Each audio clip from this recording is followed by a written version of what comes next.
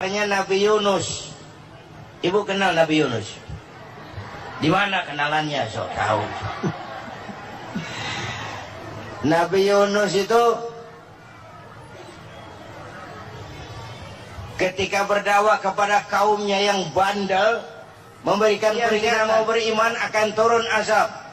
Kapan Yunus? Akan. Kenapa mesti akan? Sekarang aja kalau mau saya tungguin. Kurang ajar betul ini umat. Akhirnya Nabi Nuh menghindar dengan perhitungan kalau azab tidak turun saya sudah jauh, meragukan janji Tuhan. Lalu naik kapal, dinaiki oleh Yunus, kapal mogok. Dicari siapa biang keroknya ini, diundi ternyata Yunus, sampai 3 kali diundi. Dibuanglah Yunus ke dasar laut, ditelan oleh ikan nun atas perintah Allah. Telan itu Yunus, jangan pakai dikunyah, rusak urusan. Telan saja, simpan di perutmu. Dibawa oleh ikan nun ke dasar lautan. Itu yang oleh Quran dikatakan bertemulah 3 macam kegelapan. Zulumatun salas, gelapnya tengah malam, gelapnya di dasar laut, gelapnya di dalam perut ikan. Itu namanya petang, mbahnya gelap. Di perut ikan itulah Nabi Nuh sadar akan kesalahannya. Allah meragukan janji Allah. Ia sujud di dalam perut ikan itu, membaca la ilaha illa anta subhanaka inni kuntu. Itu istighfarnya Nabi Yunus. Dibacakan istighfar begitu, ikan sakit perut, Pak. Di dasar laut kemana mau cari apotek? Dia naik ke permukaan, memuntahkan isi perutnya. Nabi Yunus keluar dengan selamat. Itu pun terjadi pada hari ke-10 bulan Muharram. Istighfar intinya itu. Itu amalan utama bulan Muharram, memperbanyak istighfar. Allah selamatkan Nabi Nuh dari bahtera banjir yang luar biasa 10 Muharram.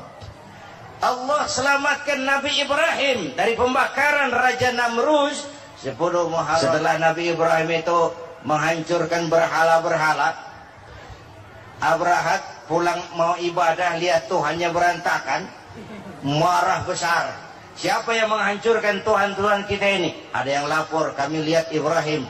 Tangkap. Belum ada bukti, tangkap dulu yang penting. Bukti belakangan. Tangkap. Wah, dikerahkanlah aparat. Tangkap Nabi Ibrahim. Disidang langsung oleh Abrahat, oleh Namrus maksud saya. Ibrahim, kau yang menghancurkan berhala-berhala kami ini, Tuhan-Tuhan kami. Siapa bilang? Ada yang lapor. Saya dengar nggak semua berhala itu hancur. Ada yang paling besar, angkat tangan, saya lihat ada kampak di tangannya. Barangkali yang besar itu iseng tuh, yang kecil-kecil dikampakin.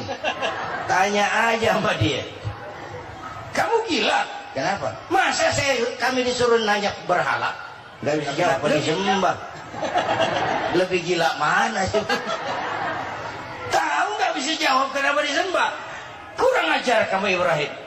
Bakar, dibakar.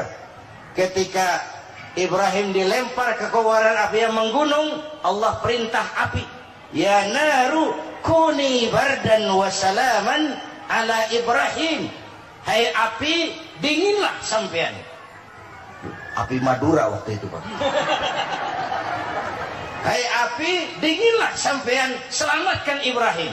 Api tunduk kepada perintah Allah. Ibrahim masuk ke kobaran api, selembar rambut pun tidak terbakar. Kenapa? Apinya tunduk kepada perintah Allah. Kenapa? Karena Ibrahim orang yang takut kepada Allah. Api tunduk kepada perintah Allah. Kalau kita baca ayat itu, masuk ke api, mateng. Sudah hadirin yang saya muliakan, oleh karena itu selamatnya Ibrahim dari pembakaran Raja Namrud itu pun pada 10 Muharram, Yaum Asyura, hari ke-10 dari bulan Muharram. Ini dia, Bapak Ibu hadirin hadirat yang saya cintai. Sebagian kecil tentang Nabi Adam, Nabi Ibrahim dan Nabi Yunus, tapi saya belum menceritakan tentang Nabi Nuh tadi. Mengulang kaji. Nabi Nuh salah seorang rasul yang masuk ulul azmi 5 besar, karena memang perjuangannya menggambarkan satu usaha yang ulet dan luar biasa. Beliau diberi umur 950 tahun, lalu berdakwah selama 900 tahun, sore, pagi, siang, malam, dapat pengikut tidak lebih 80 orang, rata-rata 10 tahun satu. Kalau saya minta berhenti aja jadi nabi, Pak. Ustadz mana masih mau buka pesantren 10 tahun buka pesantren, yang nyantri cuma satu. Pedagang mana yang masih mau dagang 10 tahun dagang, yang beli satu. Pimpinan partai mana yang masih mau kampanye 10 tahun buka partai, yang nyoblos satu. Bangkrut. Umatnya bandel, kurang ajar, durjana, bajingan, tengik. Umatnya Nabi Nuh ini kalau diceramahi telinganya ditutup dengan tangannya. Nabi Nuh akhirnya rekes. Tuhan, siang malam saya berdakwah kepada umat ini. Tiap kali saya sampaikan dakwahmu, mereka tutup telinganya dengan tangannya. Alergi dengar ceramah. Apa itu ceramah? Non-profit. Saudara-saudara, jadi mau kamu gimana, Nuh? Sudah Tuhan, habiskan saja orang kafir. Nanti kalau punya anak, anaknya pun kafir, moyangnya sikat habis. Biasanya kalau bapak kalong, anak kampret. Bapak nyolong, anak nyopet. Fotokopi gimana aslinya? Hampir habiskan saja. Itu mau kamu, Nuh? Iya. Oke. Nanti aku turunkan banjir, Nuh. Buat kapal. Dengan apa saya harus buat kapal, Nuh? Ya dengan kayu, kata Tuhan. Kayunya dari mana, Tuhan? Ya dari pohon, Nuh. Pohonnya belum ada, Tuhan. Ya tanam dulu, Nuh. Bikin kapal, kayunya nanam pohon. Apa artinya? Perjuangan perlu kesabaran. Sukses itu ada prosesnya. Nggak bisa simsalabim abracadabra lalu kita mau sukses. Semua ada prosesnya. Walaupun kenyataannya begitu. Sukses banyak bapaknya, gagal itu yatim. Kalau kita sukses banyak yang ngakuin. Yang baru ketemu pakai manggil encing. Ketemu baru. Tapi sukses banyak bapaknya. Gagal yatim, gak ada yang mau ngakuin kalau kita gagal itu. Udah bikin kapal dengan kayu di tengah kampung, bikin kapal ini. Bayangkan di tengah kampung bikin kapal, orang kafir makin menjadi-jadi. Lihat Nuh, kenapa? Makin sarap. Bikin kapal di tengah kampung mau belayar kemana? Tuh lihat, kalau orang nggak tahu tujuan, mountain setengah jalan. Proses yang dinilai bukan finalnya. Ya kayak gitu kesimpulannya. Saya enaknya sendiri. Bikin kapal.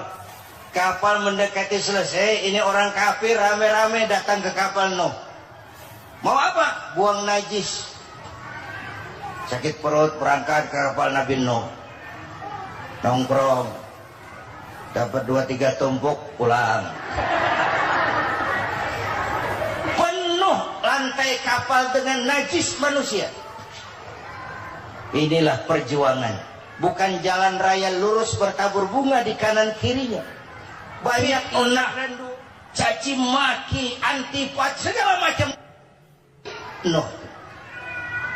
Ada orang tua dasar kafir, kurang ajar, sudah stroke berangkat juga ke kapal Nuh. Mau buang najis, pincang-pincang digotong orang. Selesai buang najis dia bangun mau pulang, pegangan tiang kapal terpeleset jatuh di atas tumpukan najis. Terjadi keajaiban, yang stroke-nya sembuh. Lumpuhnya hilang, berangkat digotong-gotong pulang, jalan gagah sekali. Tapi orang pekampungnya heran, ente sudah sembuh? Sudah. Berobat di mana? Kok begitu paten? Di kapal Nuh. Masih banyak.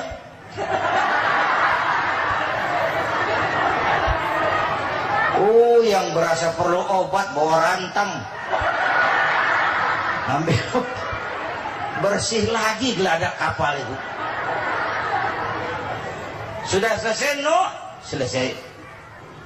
Oke, kau orang yang beriman bersamamu, binatang serba sepasang, naik Nabi Nuh, naik orang beriman sepasang. Ini cikal bakal penyelamatan manusia, Pak. Naiklah orang beriman, sudah naik semua, Nabi Nuh kontrol. Ini contoh buat kita, kontrol. Sudah naik semua teman-teman, sudah. Pemimpin yang baik bukan cuma terima laporan di belakang meja. Laporan itu yang mana juga bagus. Sama juga kampanye yang mana juga merdu. Kalau aja yang dihitung. Pernah ada calon bupati kampanye janji, kalau saya berhasil kita akan banyak bangun jembatan di daerah kita. Rakyat ditanya, Pak, nggak ada sungai di kampung kita, Pak. Dia bilang, sungainya kita bangun sekalian.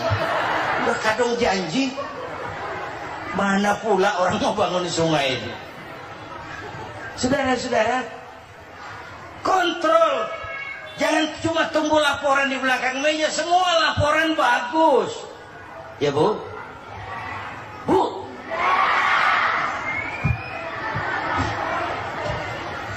Nabi Nuh kontrol. Sudah naik semua? Sudah, Nuh. Pulan bin Pulan naik. Naik, Nuh. Paimin bin Tukijo. Naik. Kami lihat naik. Ada orang Jawa juga, Kiai. Sudah kontrol.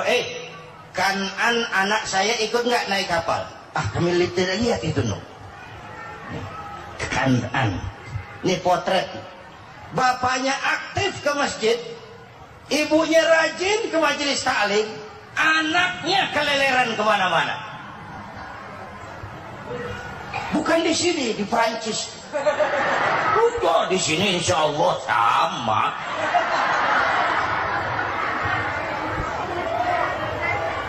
Nuh karena sayang anak, Nuh karena cinta anak, Nuh karena tanggung jawab anak, cari naik ke atas kapal.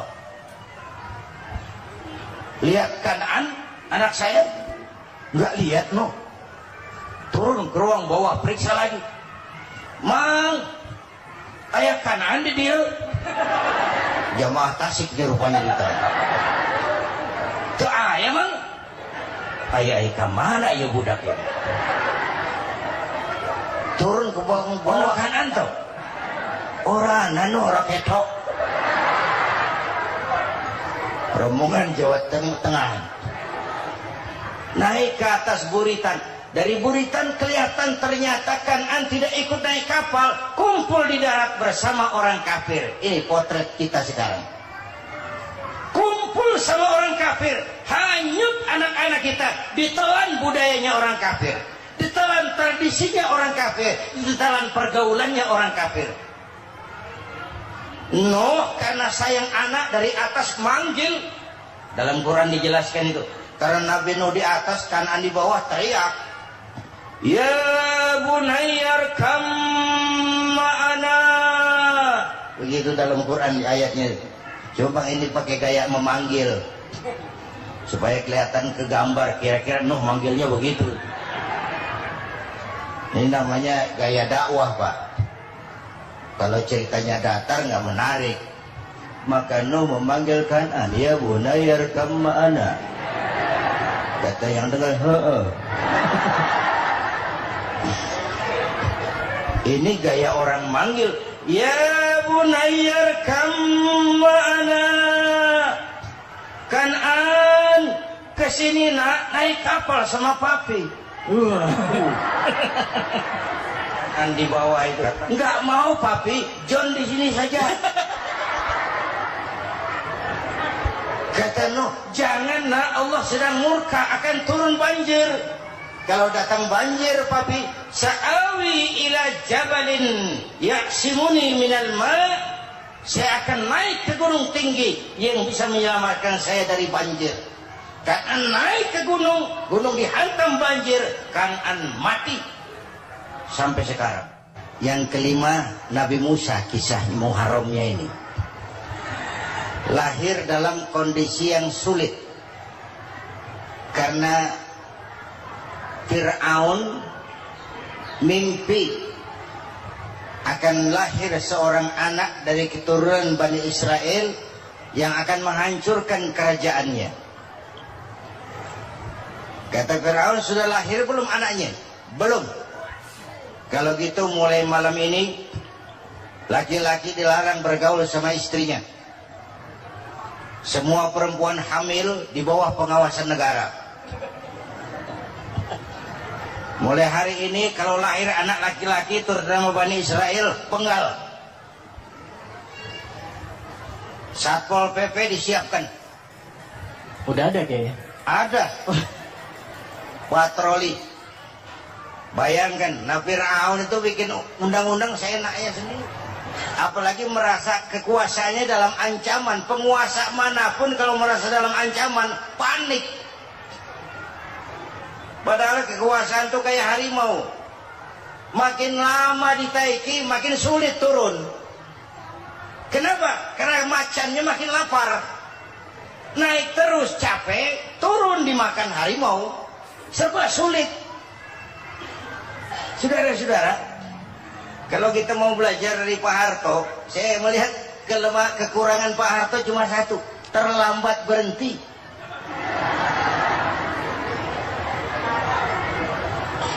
Terlambat berhenti. Di sekelilinginya banyak tukang-tukang jilat, tukang-tukang semir. Pak, kalau tidak ada Bapak kami bagaimana, Pak? Bapak Ibu hadirin yang saya hormati, tapi kehendak Allah terjadi. Lahirlah Musa. Bayinya dihanyutkan di sungai Nil. Bayi sudah menderita, dihanyutkan di sungai Nil. Dan akhirnya besar di lingkungan istana Fir'aun. Diriwayat oleh Ratu Aisyah, perempuan Fir'aun. Setelah mulai berjuang, terjadilah itu. Musa dan pengikutnya dikejar oleh Fir'aun. Sampai di tepi laut, Allah wahyukan Musa, lempar tongkatmu ke laut. Dalam kondisi darurat, mukjizat tiada jalan. Kondisi darurat. Kalau tidak, mukjizat itu maunya Allah, bukan maunya Nabi. Nabi nggak kuasa. Allah yang mau. Tapi hidup Nabi bukan mukjizat, manusiawi. Tidak mentang-mentang ada mukjizat tongkat, tiap sulit main tongkat. Nggak usah berjuang kalau begitu. Itu darurat menyelamatkan umat. Tongkat dilempar ke laut, laut terbelah. Laut terbelah. Itu secara visualnya bisa kita lihat dalam film The Ten Commandments. Udah nonton belum? Urusan nonton kalah sama Ustadz bagaimana sih?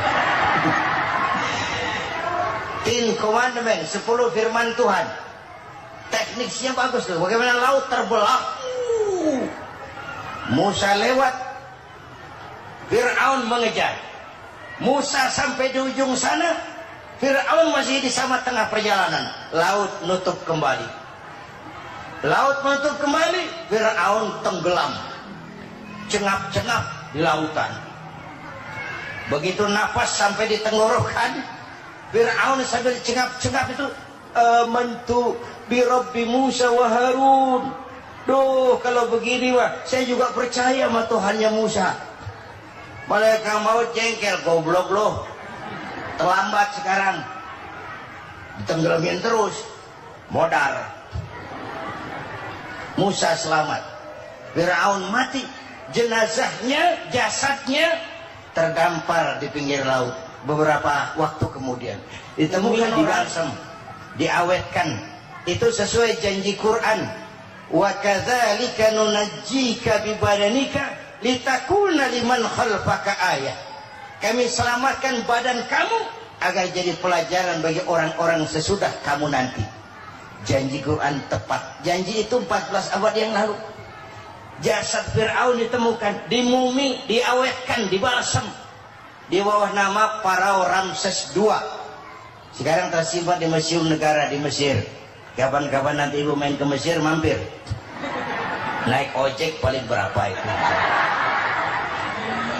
Oh, orangnya tinggi, hidungnya mancung, pokoknya pantaslah jadi Fir'aun. Selamatnya Musa di kejaran Fir'aun di ujung sana itu terjadi pada hari ke-10 bulan Muharram, yang oleh orang Nasrani diperingati dengan hari raya Paskah. Mereka melaksanakan puasa, mensyukuri nikmat keselamatan dari kejaran Fir'aun. Makanya kalau kita ikut puasa di bulan Muharram bukan mengikuti syariatnya Nasrani, salah. Karena Nabi mengajarkan, itu sumbernya, bukan ikutan sama ibadahnya Israel. Tapi memang agama ini kan merupakan mata rantai.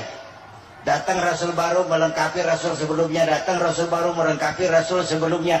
Mata rantai yang berkaitan. Setelah Muhammad selesai, selesailah tugas Nabi dan Rasul. Selesailah misi Nabi dan Rasul. Tidak ada Nabi lagi sesudah Nabi Muhammad. Itu harga mati, titik. Gak ada kompromi. Siapapun sekarang ini datang ngaku jadi Nabi, wajib tidak percaya. Wajib tidak percaya. Tapi kaitannya memang, kita bilang Nasrani, orang bahasa Arab, bahasa Ibraninya Nazaret, Nasiroh, Nazaret. Itu beda dialek. Kita Daud, dia David.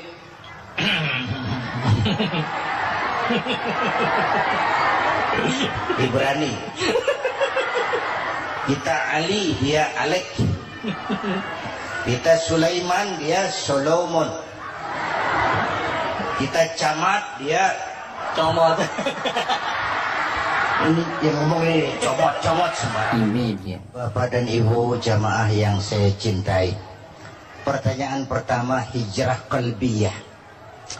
Ada hijrah badaniyah, hijrah fisik yang dilakukan Nabi dan sahabat dari Mekah ke Madinah. Itu hijrah badaniyah.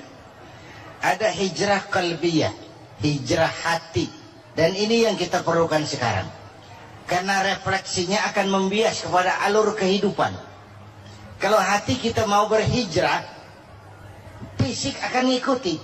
Hijrah dari tempat, dari malas ibadah menjadi rajin ibadah. Hijrah dari maksiat kepada yang ma'ruf. Dari berpecah belah menjadi bersatu. Hijrah seperti itu yang sangat kita perlukan. Apalagi masyarakat ini paternalistik. Kita harus hijrah mental sekarang ini.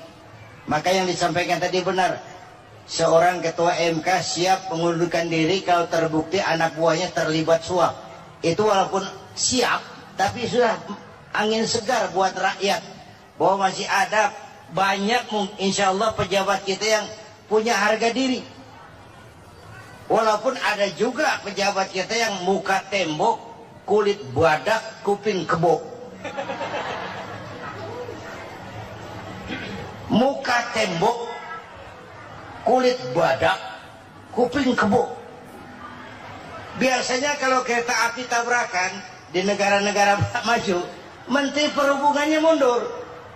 Di kita petugas palang pintu dipecat. Jauh sekali Menteri sama petugas palang pintu. Benar diadili yang kerocok-kerocok, kopral-kopral itu. Padahal hadisnya jelas. Ar-rashi wal murtashi finnar. Yang nyuap dan yang nerima suap, dua-duanya neraka. Kasus potret belakangan ini, yang nerima suap, yang diuber, yang nyuap aman, yang nyuap aman, yang korupsi pajak dikecil-kecilin, yang ngemplang pajak aman. Padahal ngemplang pajaknya triliunan. Padahal dia sudah dikasih fasilitas oleh negara mengelola sumber daya alam negara yang artinya milik rakyat. Dia harus bayar pajak, uang pajaknya dikumpulkan bagi sebesar-besar kemakmuran rakyat. Itu tindakan merugikan rakyat. Karena itu betul, saya setuju, hijrah qalbi yang perlu kita lakukan sekarang. Hijrah hati.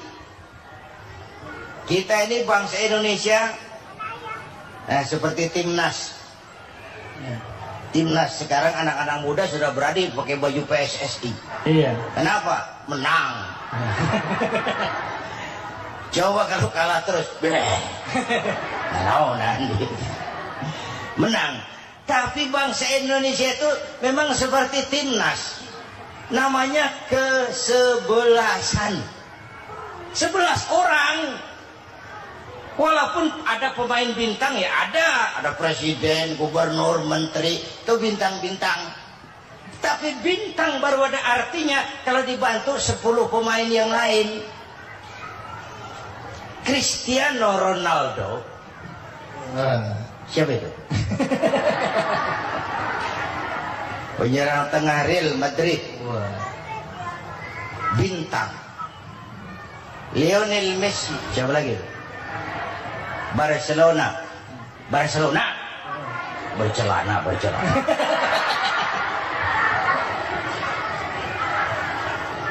Michael Rooney, bintang Manchester United. Ronaldo baru bintang, Messi baru bintang kalau ada 10 pemain yang lain.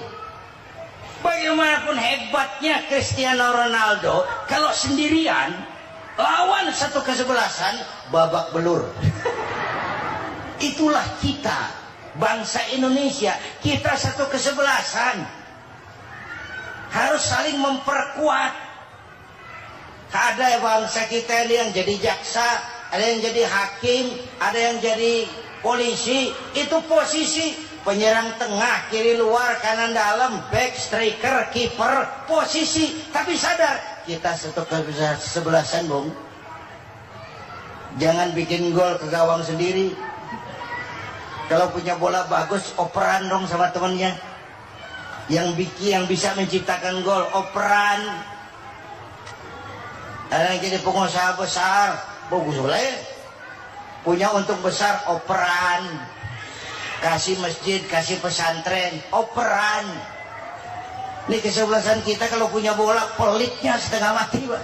Nggak mau ngoper. Bawa sendiri, mending bikin gol. Enggak. Kita ini satu kesebelasan. Satu sama lain harus saling memperkuat. Bahwa ada penyerang tengah, kiri, itu si posisi. Tapi kalau memang peluang memungkinkan, ayo dong operan. Saya iri sama kesebelasan Nasrani di Indonesia. Mereka kalau punya bola, operannya cakep. Gereja cepat selesai, rumah sakit Kristen cepat selesai. Kenapa? Operannya bagus. Kita ini kalau punya bola bawa sendiri, nggak mau ngoper. Maka masjid nggak selesai-selesai. Madrasah banyak yang bocor. Rumah sakit Islam kalah bersaing. Kenapa? Operannya berat. Ayo menyadari, kita ini timnas. Satu kesebelasan. Jangan menjegal kawan seiring. Kawan sendiri dijegal. Sudah musuh terlalu kuat, gawang sendiri dijebol. Akhirnya terbalik kita ini. Ujian terberat telah diberikan Allah kepada para anbiya. Kemudian para aulia, kemudian para ulama. Summal amsal fal amsal, ke bawah dan ke bawah, diuji setiap orang menurut kekuatannya berpegang kepada agama. Kalau kata anak Melayu bilang, kalau takut dengan ombak, jangan berumah di tepi pantai. Kalau takut diterjang ombak, jangan berumah di tepi pantai. Kata ibu tadi, mau jadi pohon tinggi, harus berani ketiup angin. Makin tinggi pohonnya, makin keras anginnya. Takut angin, jangan jadi pohon tinggi, jadilah rumput. Nggak ditiup angin, tapi diinjak kebo. Apa yang nggak ada resikonya? Apa yang nggak ada resikonya? Semua nabi, ada yang dihantam kekuasaan yang arogansi. Ibrahim berhadapan dengan Namrud. Musa berhadapan dengan Fir'aun. Ada yang diuji dengan berhadapan umat yang sangat kurang ajar. Ada yang diuji dengan gosip yang dahsyat. Digosipi sama Zulaikha itu. Nabi Yusuf. Nabi Yusuf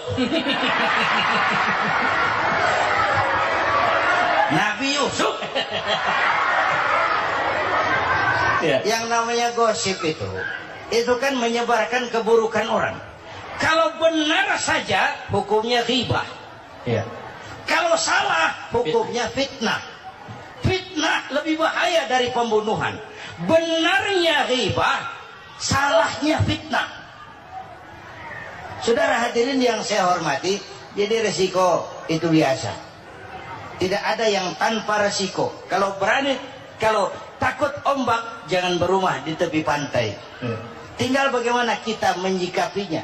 Kalau kita dewasa, ini bagian ibadah saya kurang. Mungkin karena diomongin orang, tambah pahala saya. Mungkin karena diomongin orang, tambah pahala saya. Maka saya ngadapi gosip, sepatah pun saya nggak ngomong. Saya cicing, cicing. Saya percaya masyarakat itu punya filter. Amin. Saya percaya Tuhan itu. Pada pertemuan terdahulu sudah kita bicarakan bahwa orang yang menjalankan ibadah Ramadan dengan baik, dalam arti siang dia laksanakan ibadah puasa, sementara dia hidupkan malam-malam Ramadan dengan sholat tarawih, i'tikaf, tadarus Al-Quran dan sebagainya. Orang yang semacam itu keluar dari Ramadan dijanjikan oleh Allah, ghufira lahu ma taqaddama min zambihi, diampunkan segala dosa yang pernah dia kerjakan. Sehingga ia keluar dari bulan Ramadan seperti bayi baru dilahirkan oleh ibunya, bersih, tidak punya dosa kepada Allah lantaran sudah dibersihkan oleh ibadah Ramadan.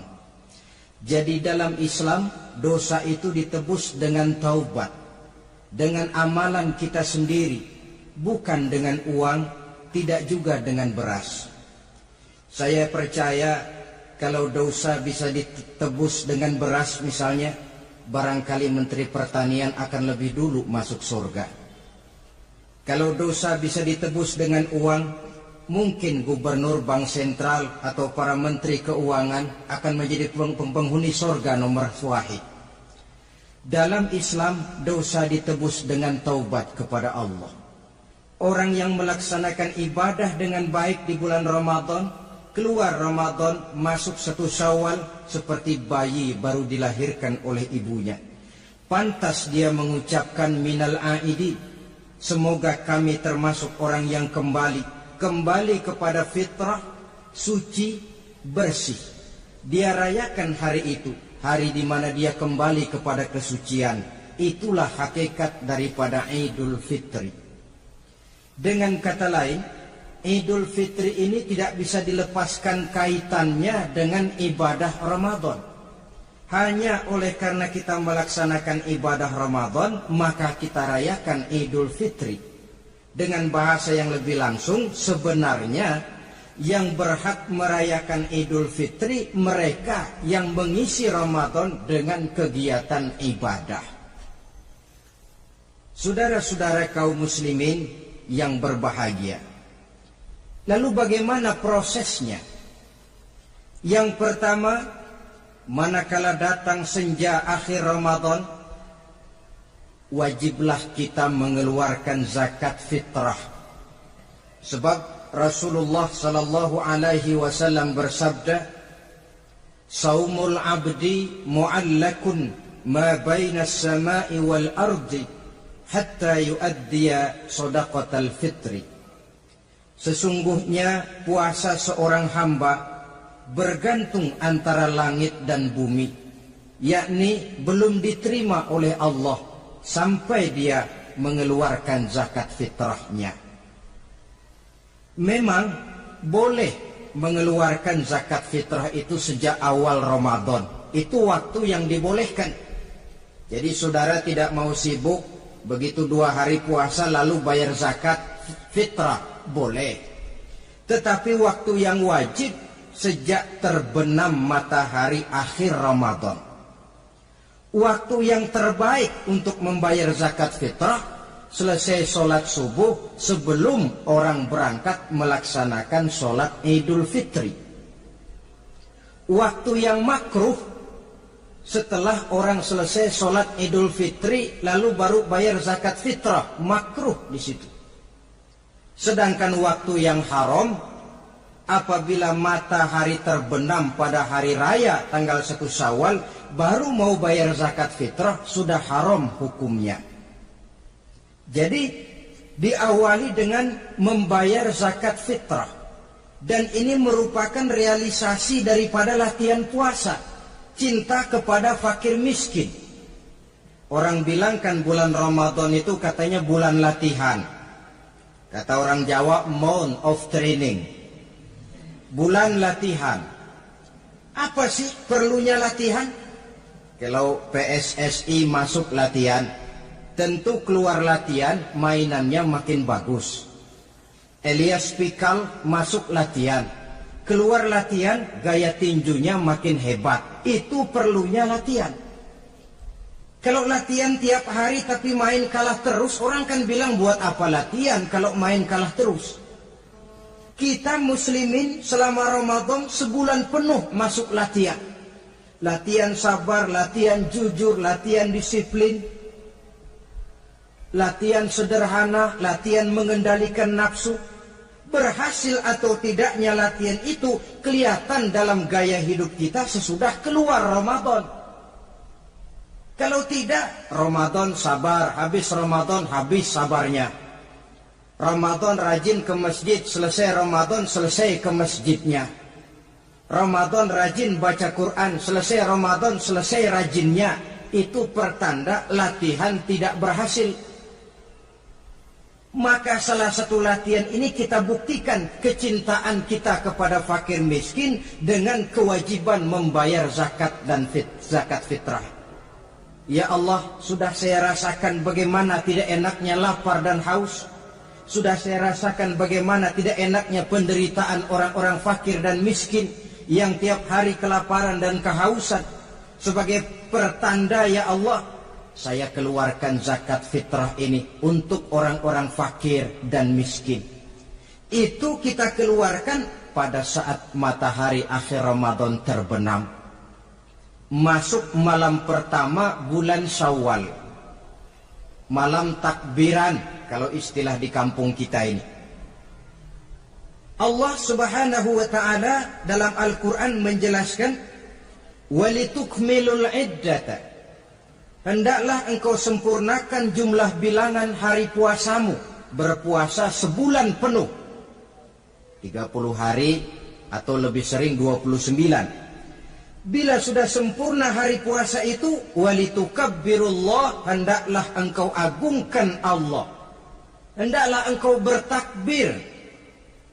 Oleh karena itu disunahkan menghidupkan malam 1 Syawal, malam hari raya Idul Fitri itu dengan memperbanyak takbir.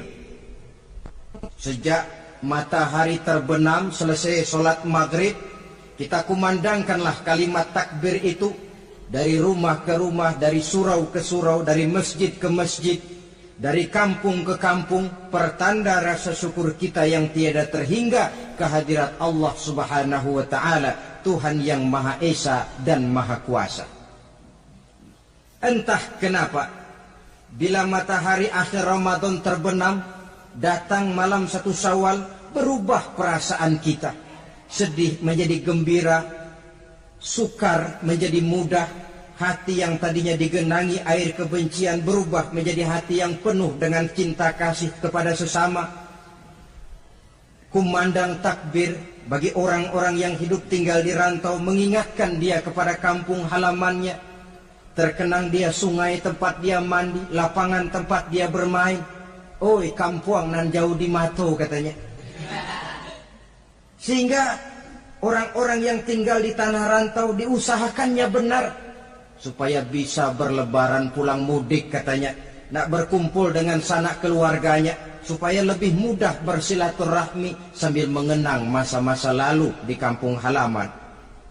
Jadi setelah zakat fitrah kita tunaikan, sambutlah malam Idul Fitri itu dengan memperbanyak takbir. Ini disunahkan. Menghidupkan malam lebaran dengan memperbanyak takbir, bukan memperbanyak bakar petasan. Itu kan pekerjaan mubazir, dan mubazir itu jelas perbuatan setan. Ada yang bilang katanya bakar petasan itu nambah syiar. Syiar macam mana datang dari petasan? Sebagian lagi berjaga-jaga juga, tapi bukan dengan memperbanyak takbir. Bergadang-gadang di pinggir jalan, ngebut dengan kendaraan aneka warna. Tidak itu yang diajarkan agama. Berkumpul kita di surau, berkumpul kita di masjid, paling kurang berkumpul di rumah dengan keluarga. Ramai-ramailah kita bertakbir, memanjatkan puji dan syukur kepada Allah. Ya Allah, kalau tidak lantaran petunjuk-Mu, sulit rasanya melaksanakan perjuangan yang berat sebulan penuh ini. Melatih diri, membina takwa, mengharap ridho. Dengan lapar, melilit perut, dengan haus, mencekik kerongkongan. Bersyukur kami kepadamu ya Allah. Dan sebagai pertanda kami kumandangkan kalimat takbir, memuji keagungan dan kebesaran-Mu. Allahu Akbar, Allahu Akbar, Allahu Akbar, walillahil hamd. Saudara-saudara kaum muslimin rahimakumullah, di dalam satu hadis dari Ubadah bin Samit diriwayatkan oleh Imam Tabrani, bersabda Rasulullah sallallahu alaihi wasallam, "Man ahya lailatal fitri lam yamut qalbuhu yauma tamutul qulubi." Barang siapa yang menghidupkan malam Idul Fitri, maka hatinya itu tidak akan pernah mati pada saat hati-hati orang lain menjadi mati. Kita yang paling khawatir dalam hidup ini, pada saat hati kita sudah mati selagi jasad masih hidup, menjadilah kita bangkai berjalan dalam pandangan Allah. Badan hidup tapi hati mati, bangkai berjalan dalam pandangan Allah. Jadi ini hakikat merayakan Idul Fitri. Puasa Ramadan sebulan penuh, malamnya ibadah, menunaikan zakat fitrah, lalu malamnya menghidupkan malam dengan takbiran. Yang terjadi kan kita lihat adat yang dibesarkan, ibadat ditinggal. Puasa tidak, tarawih apalagi, lebaran kurang seminggu sudah lebih sibuk dia daripada yang puasa. Ke pasar kayaknya pasar mau dibeli semua. Rumah pun dicat, dikapur, baju diperbarui. Itu kan kulit. Memang lebih bagus kalau kulitnya baik, isinya pun baik. Tapi yang lebih penting daripada sekedar kulit adalah isi. Hakikat merayakan Idul Fitri kembali kepada kesucian. Kita bersih, tidak punya dosa kepada Allah. Itu kita rayakan. Dengan apa? Nah, oleh seorang ulama, Al-Imam Zakiyuddin Abdul Azim bin Abdul Quwa Al-Munziri, diberikan contoh bagaimana Rasulullah sallallahu alaihi wasallam itu merayakan Idul Fitri. Beliau berkata, yuhibbu sallallahu alaihi wasallam ayyuqabil al-'id bil bishri was surur. Rasulullah sallallahu alaihi wasallam cinta, senang menyambut Idul Fitri bil bishri was surur, dengan muka gembira dan dengan sikap sukacita. Jadi merayakan Idul Fitri bil bishri was surur, muka menunjukkan kegembiraan. Kenapa gembira? Sudah berhasil berjuang sebulan penuh. Bukan gembira lantaran di rumah banyak dodol, kue, pakaian serba baru, sepatu pun serba baru. Bukan itu yang kita gembira. Gembira lantaran telah berhasil berjuang mengalahkan nafsu, memenuhi perintah Allah, melaksanakan puasa. Gembira lantaran kita kembali suci seperti bayi baru dilahirkan oleh ibunya. Bil bisri, muka menunjukkan kegembiraan, cerah di malam itu sampai di hari lebarannya. Jadi walaupun barangkali oleh karena kesulitan ekonomi tidak terbeli itu baju yang baru, tidak terbeli itu sepatu yang baru, tidak terbeli itu makanan dan kue seperti tetangga, jangan sampai mengurangi kegembiraan kita. Tidak boleh menyambut lebaran itu dengan manyun. Tahu manyun? Mukanya sudah macam asam sama kukusan. Tidak ada menunjukkan sikap kegembiraan. Nabi menghadapi hari itu bil bisri was surur, dengan muka cerah dan dengan sikap gembira. Tapi gembira dalam arti tetap pada jalur kontrol. Lalu apa lagi? Wattaubatu lillahi ta'ala, dengan tetap melaksanakan taubat kepada Allah. Wan nadam 'alal khataya, menyesal terhadap segala kesalahan yang pernah dikerjakan. Itu yang dilakukan baginda Nabi di hari raya. Wa masalihatil khusum, memperbaiki orang-orang yang bermusuhan. Wal akhzi binasiril mazlum, menolong orang-orang yang teraniaya. Wasillatil arham, melaksanakan silaturahmi. Wal ihsan ilal fuqara, berbuat kebaikan kepada kaum fakir miskin. Wa ziyaratil aqarib, menziarahi, mengunjungi kaum kerabat. Itu hakikat di dalam melaksanakan Idul Fitri. Jadi jangan terbalik, sudah merasa baju baru, ini kan lebaran, merdeka. Kalau kemarin Ramadan kita dikekang, tidak boleh begini, tidak boleh begitu. Sekarang sudah keluar Ramadan, merdeka. Lalu dirayakannya Idul Fitri dengan bermabuk-mabukan, dengan judi, dengan perbuatan zina. Itu sama saja dengan baju baru habis dicuci, sudah diceburin lagi ke dalam comberan. Ini kan ibarat baju masuk Ramadan dicuci sebersih-bersihnya. Keluar Ramadan, masuk lebaran, tetaplah berusaha menjaga kebersihan itu. Kalau ditinggalkan Ramadan merasa merdeka, melemparkan lagi diri ke lembah dosa, sama saja baju yang sudah putih, bersih, ditriska bagus-bagus, tapi lalu dilemparkan lagi ke dalam comberan. Na'udzubillah min zalik. Saudara-saudara kaum muslimin yang berbahagia, jadi setelah zakat fitrah kita bayar, hidupkan malam Idul Fitri itu dengan mengumandangkan kalimat takbir. Lalu bila datang sholat subuh di pagi hari pertama bulan Syawal, kita laksanakanlah sholat subuh itu berjamaah. Jangan sampai terbalik, saking kepengennya sholat Idul Fitri, subuhnya enggak. Ini kan sama saja kata orang nyari jarum kapak hilang. Tak membela yang sunnah, yang wajib disia-siakan. Sholat Idul Fitri itu sunnah saja hukumnya. Sholat subuh wajib. Masakan yang wajib kita tinggalkan, lalu yang sunnah kita kejar-kejar. Terbalik tentunya. Lalu manakala usai kita sholat subuh masih mengumandangkan takbir, bersiap-siaplah kita untuk berangkat menunaikan sholat Idul Fitri.